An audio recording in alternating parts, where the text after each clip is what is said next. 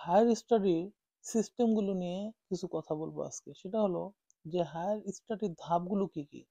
যদি আমি ব্যাচেলর থেকেই শুরু করি, ব্যাচেলর 3 বছর, কোনো কোনো দেশে 4 বছর, 180 ক্রেডিট, কোনো কোনো দেশে 240 ক্রেডিট, আমাদের যেরকম 160, 70, 50 এরকম ক্রেডিট আছে আর কি।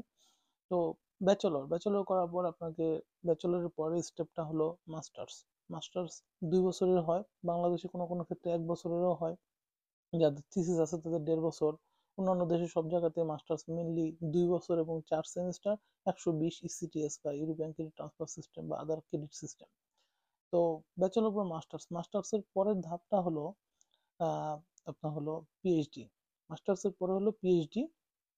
যেমন পিএইচডি হলো 3 বছর বা 4 বছর, ডিপেন্ড করবে আপনার প্রজেক্টের উপর। ইউএসএ তে, অন্যান্য দেশে আবার যেখানে মাস্টার্স ছাড়া পিএইচডি শুরু করে ওখানে 5 বছর, কারণ ওরা তো ওখানে আপনার এডুকেশনটা করায় নেয় আর কি। মাস্টার্স লেভেলে যা লাগবে সব কোর্সগুলো ওরা কিন্তু পিএইচডির বিগিনিং এ বেশ কিছু কোর্স করায় নেয়, সেক্ষেত্রে ওদের ক্ষেত্রে 5 বছর।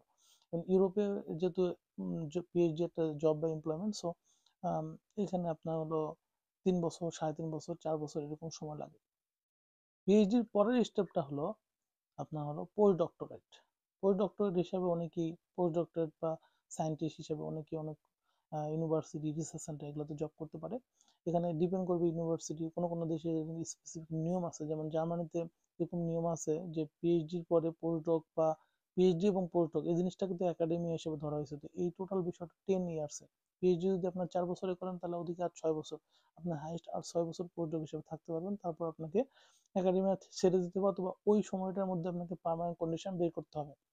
তো ব্যাচেলর, মাস্টার্স, পিএইচডি, পোস্টডক, এবং পোস্টডক করার পরেই আপনাকে তখন এর নেক্সট স্টেপ হলো যে আপনার হলো পিএইচডি পরে হয় কেউ কেউ পোস্টডকে যায়, নাহলে কেউ কেউ আপনার ইন্ডাস্ট্রিতে ডিরেক্টলি জবে যায়, অথবা কেউ কেউ পোস্টডক হিসেবে থাকে অনেক বছর, থাকার পরে সেখানে প্রজেক্ট ডিরেক্টর, পিডি বা হ্যাবিলিটেশন যদি করে তাহলে এরকম করে সে ইউনিভার্সিটির মানে পিএইচডি কে করতে পারে, সুপারভাইজ করতে পারে।